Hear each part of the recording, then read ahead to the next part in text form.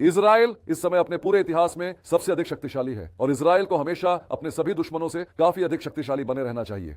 इसलिए मैं दो मुख्य सिद्धांतों का समर्थन करता हूं, निरंतर मजबूती और राष्ट्रीय स्वतंत्रता। हमारी चल रही सैन्य क्षमता वृद्धि के संबंध में हम वर्तमान में उन्नत F-35 और F-15I लड़ाकू विमानों के 2 पूर्ण स्क्वाड्रन प्राप्त करने की प्रक्रिया में हैं। ये विमान इजराइल की जबरदस्त हवाई श्रेष्ठता को और मजबूत करेंगे, एक ऐसी रणनीतिक श्रेष्ठता जो बेका घाटी में स्पष्ट रूप से सिद्ध हुई थी और परीक्षण की इस वर्तमान घड़ी में फिर से सिद्ध हो रही है। हमारे पायलट ईरान के आसमान में किसी भी जगह पहुंचने में सक्षम हैं और जरूरत पड़ने पर वे ऐसे मिशनों को अंजाम देने के लिए हमेशा तैयार रहते हैं। हमारे पास अद्भुत विमान मौजूद हैं और हम भाग्यशाली हैं कि हमारे पास इतने प्रतिभाशाली पायलट हैं। इसके अलावा हमारी राष्ट्रीय स्वतंत्रता के संदर्भ में मैंने अपने घरेलू गोला बारूद उत्पादन क्षमताओं में भारी निवेश करने का निर्देश दिया है। आने वाले दशक के दौरान हम रक्षा बजट में 350 बिलियन शेकेल जोड़ेंगे ताकि इन हथियारों का निर्माण घरेलू स्तर पर किया जा सके, जिससे यह सुनिश्चित हो सके कि हम अपनी जरूरतों के लिए अब विदेशी देशों पर निर्भर न रहें। साथ ही हम अत्याधुनिक स्वदेशी विमान विकसित करेंगे।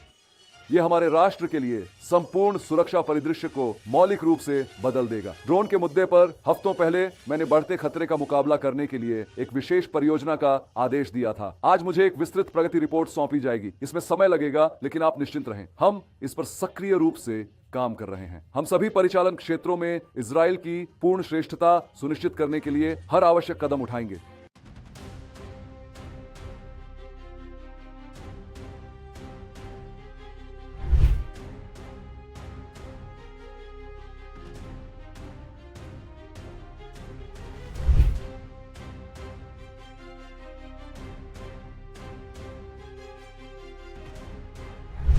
इजराइल अपने आधुनिक इतिहास के सबसे बड़े वायु शक्ति विस्तार की ओर है, जो क्षेत्रीय सुरक्षा को बदल रहा है।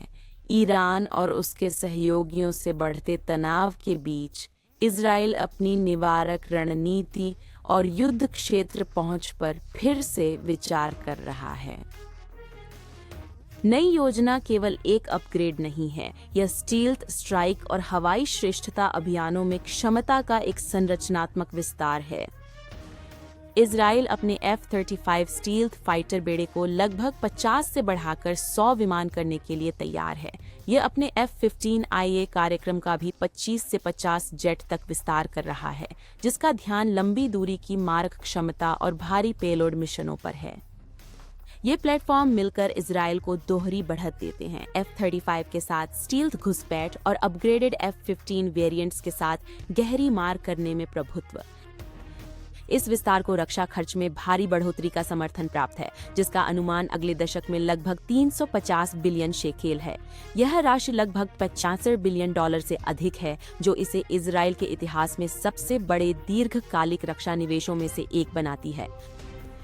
सैन्य योजनाकारों का कहना है कि यह बदलाव ईरान, हिजबुल्लाह, हमास के अवशेषों और हूथी समर्थित बलों से जुड़े हालिया संघर्षों से मिले सबकों को दर्शाता है।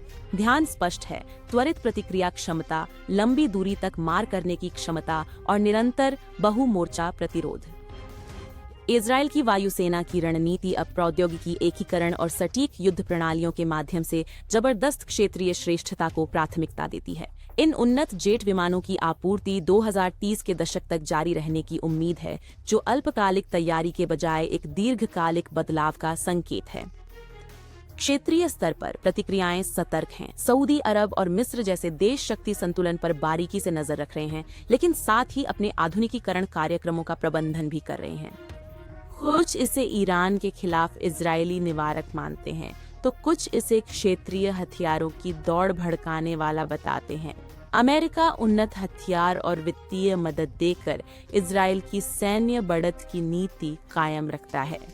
Military age policy. आलोचकों के अनुसार हथियारों की भारी आपूर्ति से संघर्ष बढ़ने का खतरा है। समर्थकों का मानना है कि यह सक्षम सहयोगी को मजबूत कर अमेरिकी हस्तक्षेप की जरूरत घटाती है। फिलहाल इजराइल का संदेश स्पष्ट है: हवाई प्रभुत्व, हमले की बढ़ती पहुंच और अस्थिर मध्य पूर्व में प्रतिरोध सुनिश्चित करना।